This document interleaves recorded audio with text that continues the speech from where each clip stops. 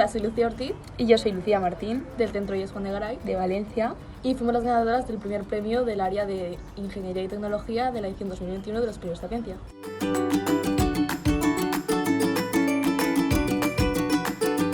La idea para hacer nuestro trabajo surgió porque queríamos hacer un trabajo relacionado con ayudar a los demás y la salud.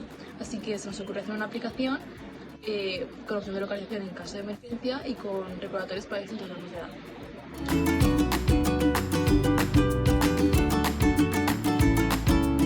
A lo largo de los años estuvimos quedando con nuestra tutora Eva Gandía, estuvimos viendo vídeos y buscando información para saber utilizar App Inventor, la plataforma con la que creamos nuestra aplicación MapMega.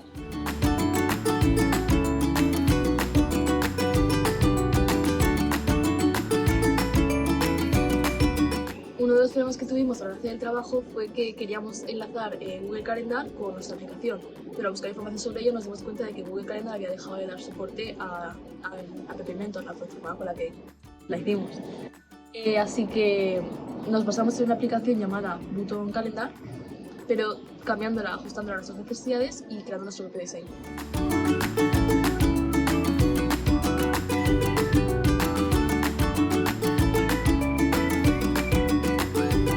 Ha sido una experiencia muy guay.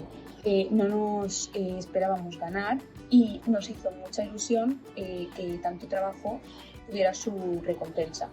Es una experiencia que nunca olvidaremos y estamos muy contentas por habernos animado a participar.